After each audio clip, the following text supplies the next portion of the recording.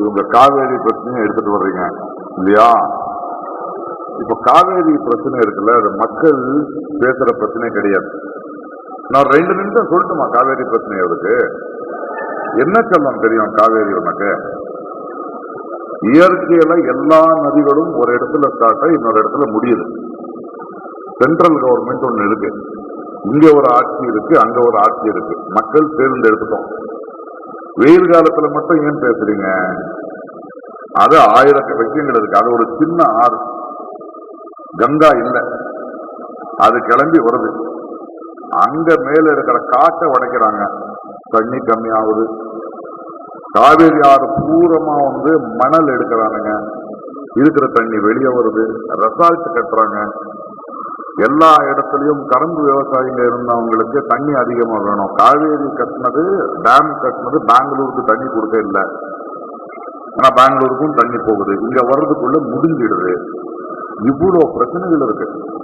அதுக்குள்ள அந்த காவேரி ஆறு பக்கத்துல 3-4 ஊர் இருந்தது, 15 ஊர் ஆயிடுச்சு. 2 கார் கழுவுறதுக்கும் காவேரி தண்ணி வேணும், அந்த ஓரத்துல வீடு கட்டுறதுக்கும் காவேரி தண்ணி வேணும். 2 வகையா ஜிம்முக்கு போய் குடிக்கிறதுக்கும் 4 லிட்டர் காவேரி தண்ணி வேணும்னா இன்னொரு 10 வருஷத்துக்கு அப்புறம் தண்ணி இருக்காது. ஆக நம்ம தேர்ந்தெடுக்கிறவன் என்னையும் உன்னையும் சண்டைக்க மாட்டாங்க.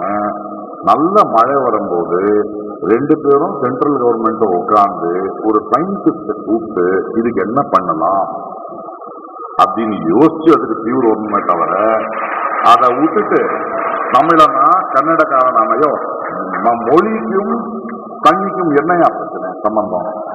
அங்கிருந்து ஒருத்தன் லோனை வாங்கி ஒரு வண்டி வாங்கிருப்பான், இங்கிருந்து ஒருத்தன் லோனை வாங்கி வண்டி வாங்கிருப்பான். அவன் கஷ்டப்பட்டு சம்பாதிச்சிருக்கான். இங்க இருந்து போனா நீ தமிழ்காரன் காவேரி தண்ணி அவன் வண்டியை உடைப்பான், அவன் வண்டி இங்க இங்க உடைப்பான். நம்ம கிட்ட படுத்துக்கான். என்ன சொல்றேன், இந்த காவேரி பிரச்சனையில ஒரு எம்எல்ஏ ஒரு எம்பியோட வண்டி ஜெகமாக்கா, ஒரு எம்எல்ஏ ஒரு எம்பியோட பையன் அடிபட்டு தூங்கினானா ஏழைகள் தான் போய்கிட்டு இருக்கோம். இதை மொழி பிரச்சனை ஆக்குவாங்க, நீயா நானும் ஆப்பாங்க. நானும் நீ போய் இது சீக்கிர விஷயமா? இது கழுத்தை பிடிச்சுக்கிட்டு கேட்கணும் அவனுங்களை. உடனே இவனுங்க என்ன கேட்கறானுங்க, பாஜக இவர் கன்னட தமிழ்நாட்டில் அதை சொல்லுங்க அப்படின்னு எனக்கு தமிழ்நாட்டில் எதிர்ப்பு பேசுவீங்க. நான் தெளிவா இருக்கேன், பிரச்சனை என்னன்னு எனக்கு தெரியுது, புரியுதா? அதை சொல்லுங்க அவங்களுக்கு. பிரச்சனையோட மூலத்தை பார்க்க மாட்டானுங்க, மொத்தம் காஃபி வளர்க்குறாங்க. பிரேசில்ல காஃபி விலை அதிகமாச்சுன்னா இருக்கிற மரத்தை கொட்டி மறுபடியும் இன்னும் அதிகமா காஃபி வளர்க்குறான், அதுக்கு பெஸ்டிசைட் போடுறான், அது தண்ணீரை கலக்கிறது, குடிக்க முடியாம போகுது. எவ்வளவு விஷயங்களை யோசிக்கணும். நீங்க கரும்பு பாருங்களேன், அதுக்கு அதிகம் தண்ணி வேணும். கரும்பு சுகர் ஃபேக்டரி எல்லாருமே எம்பிக்கள் எம்எல்ஏக்கள் தான். அதை நிறுத்திட்டு அது வேணையா வேற வளர்க்குங்க, விவசாயிங்க நீங்க வேற வளங்க, அவ்வளவு தண்ணி வேஸ்ட் பண்ணாதுங்க, குடிக்கிற தண்ணி 2 நாட்டுக்கும் வேணும்.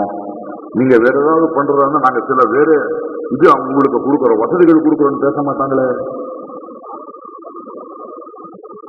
So this is detailed issue. அதை நீ கன்னடக்காரனா தமிழ்நாட்டுக்காரனா கன்னட தமிழ்காரன் அடிச்சுக்கிட்டோம் நம்ம பேசிக்கிட்டே இருந்தா இது தீராத பிரச்சனை. ஏனென்றால் இவங்களுக்கு அந்த பிரச்சனை தீர்க்கிற மனசு இல்லை, முதல்ல அறிவில்லை.